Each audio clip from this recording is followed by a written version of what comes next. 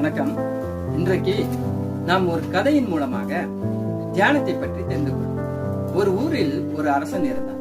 அவன் மந்திரி செய்த ஒரு தவறுக்காக அவனுக்கு மரண தண்டனை விதிக்கின்றான். தண்டனை நிறைவேற்றும் நேரம் மாலை 6 மணி என்று நிர்ணயித்தான். அந்த தண்டனைக்கு இன்னும் 2-3 மணி நேரம் இருக்கையில் மந்திரி சந்தோஷமாக அமர்ந்து தன் வேலையில் ஈடுபாட்டுடன் காணப்பட்டார்.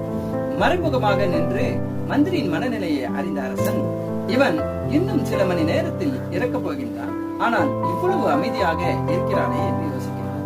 அதனால் அவர் மந்திரியை அழைத்து கேட்கின்றார், மரணம் உன்னை எதிர்பார்த்து காத்திருக்கிறது.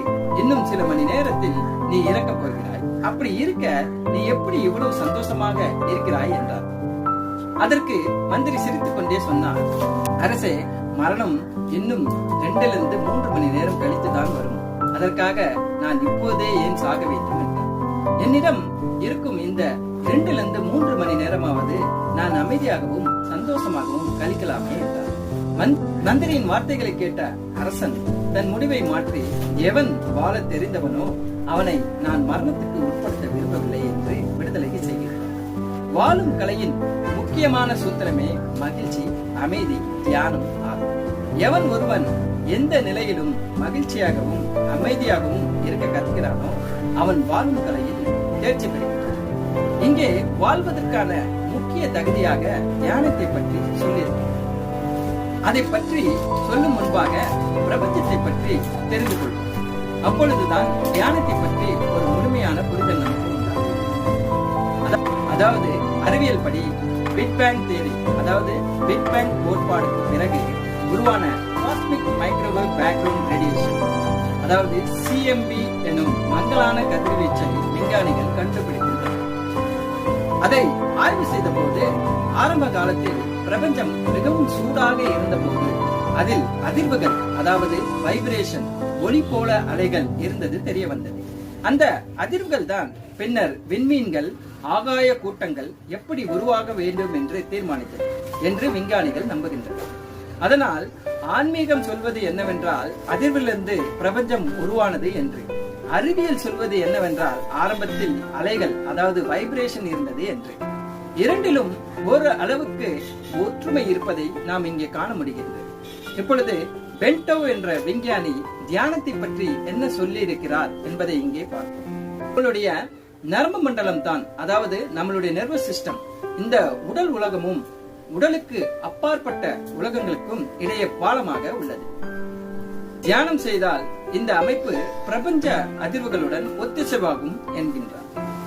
அவர் கண்டுபிடித்த ஒரு கருவியின் உதவியால் ஆழமான தியானத்தின் போது இதயம் மற்றும் அயோர்டா என்ற இரத்த நாளம் ஒரே ரிதமில் அதிர்வதாக கண்டார்.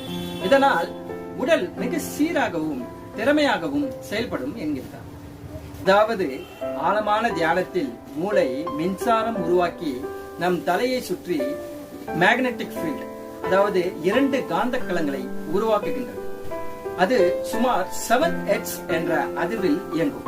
இதனால் தலை ஒரு ஆண்டனா போல மாறி பூமி, சூரியன், நட்சத்திரங்களின் அதிர்வுகளுடன் இணைகிறது என்கின்றார். மேலும் மனிதர்களாகிய நாம் உடல்நிலை அளவில் நாம் தனித்தனியாக தோன்றினாலும் ஆன்மீக அல்லது உயர்நிலைகளில் நம்முடைய சக்திகள் ஒன்றோடு ஒன்று கலக்கின்றன. அதாவது மிக உயர்ந்த தியான நிலையில் எல்லாம் ஒன்றாக இணைந்துள்ளது என்கின்றார். இதன் மூலம் சிலர் டெலிபதி, அதாவது தொலை நுண்ணுணர்வு மற்றும் கிளேர்வாயன்ஸ், அதாவது தூர காணல் போன்ற திறன்களை பெறலாம் என்று கூறப்பட்டது.